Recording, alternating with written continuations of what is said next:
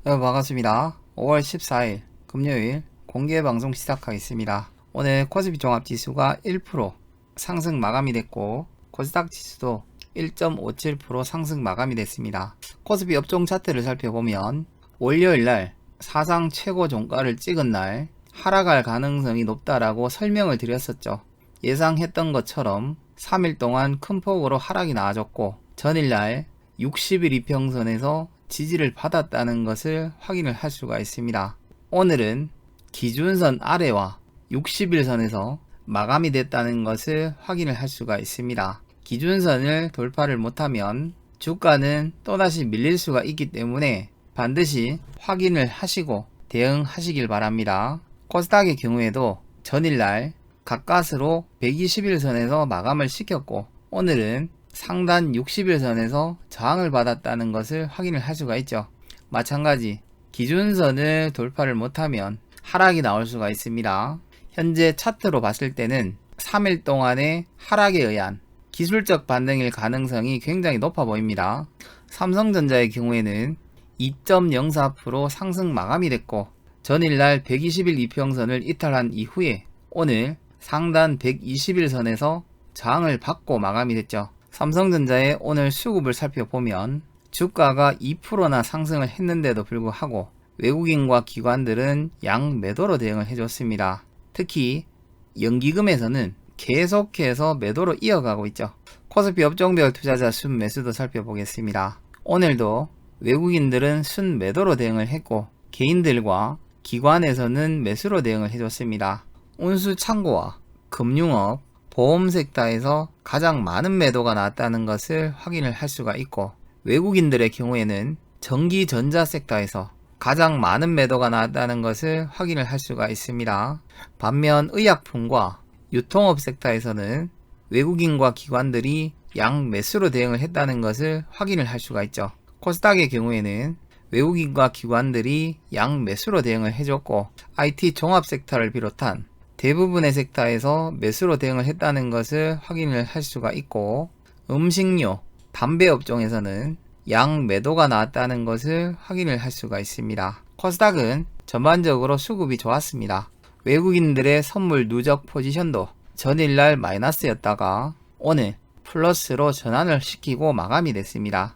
특징 뉴스를 살펴보겠습니다. 국내 신규 확진자가 747명이 발생이 됐고 사망자는 2명이 늘었습니다. 저녁 7시 20분을 기준으로 전세계 신규 확진자는 60만 명을 넘어서고 있고 인도에서 가장 많은 신규 확진자가 발생이 되고 있습니다. 정부에서는 전세계 특별여행주의보를 6월 15일까지 재연장을 한다라는 발표가 나왔습니다. 해리스 부통령은 한국 백신 지원에 대한 우선 순위를 두고 논의를 하겠다라는 발표를 했죠. 삼성바이오에 대한 이슈가 굉장히 많았습니다. 모더나 백신을 만든다라고 발표를 했었다가 위탁 생산에 대한 미확정이라고 발표를 했고 화이자의 경우에는 사실 무근이라는 발표를 했습니다. 신용융자 잔고가 4거래일 연속으로 크게 증가가 되었다라는 발표가 나왔습니다. 주가가 크게 하락이 나오면 반대 매매가 나올 수가 있기 때문에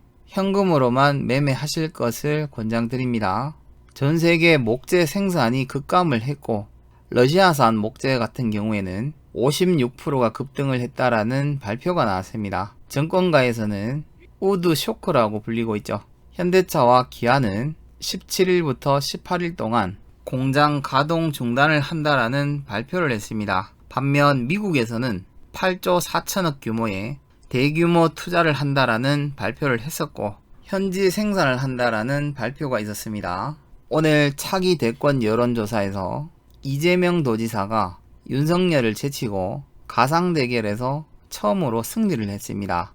오늘 상하이 종합지수는 1.77% 상승 마감이 됐죠. 야간에는 근원 소매 판매와 소매 판매, 산업 생산과 제조업 생산 등이 발표가 됩니다. 원달러 환율의 경우에는 1129원에서 거래가 되고 있고 미국 10년물 채권 수익률은 1.639에서 거래가 되고 있습니다. 현재 시각이 7시 40분을 지나고 있는데 미국 선물지수와 독일을 포함한 유럽 주요 국가들은 상승 출발을 하고 있습니다. 전일날 특징 종목 있었죠. 히림 10분봉으로 돌려보면 이 구간이 됩니다. 시가가 13%, 고가가 17%까지 반등이 났기 때문에 진입하신 분들은 수익 내는 데는 문제가 없었을 것으로 예상이 됩니다. 저희들 보유 종목 중 JYP 엔터의 경우에는 장중 9.2%까지 반등이 나왔기 때문에 수익 실현하시는 데는 문제가 없었을 것으로 예상이 되고, 수익 나신 분들 축하드립니다.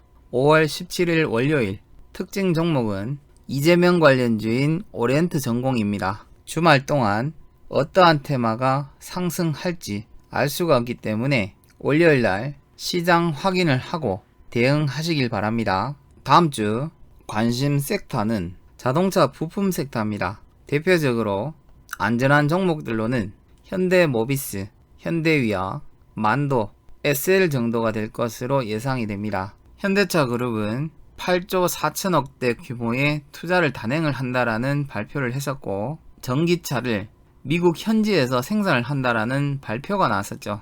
삼성전자를 포함한 비메모리 쪽에 171조 원을 투자를 한다라는 발표가 나왔었고, 오늘 소부장과 반도체주들이 큰 폭으로 상승을 했습니다. 상대적으로 상승을 못한 자동차 부품주들이 다음 주에는 반등이 나올 것으로 예상이 됩니다. 5월 28일이 되면 멤버십 방송을 시작한 지 1년이 됩니다.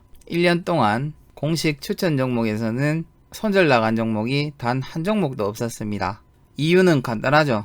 수익 날 수 있는 종목으로 수익 날 수 있는 방법으로 매매를 하기 때문에 손실이 날 수가 없는 구도로 되어 있죠. 주식 투자는 도박이 아닙니다. 특히 지금처럼 종합주가지수가 과열권일 때는 종목 숫자와 비중을 줄이시고 안전매매를 하시는 것을 강조드리고 싶습니다. 현재 대한민국 주식시장이 정상적인 시장이 아니죠. 실물 경제와 주식시장의 괴리가 너무나 큰 시장입니다. 전 세계 투자자들이 인플레이션에 주목을 하고 있고 이미 공매도도 시작이 됐기 때문에 현재의 시장은 수익을 크게 내는 것보다 내 자산을 안전하게 지키면서 시장 하락에 대한 대응을 해야 되는 영역이죠.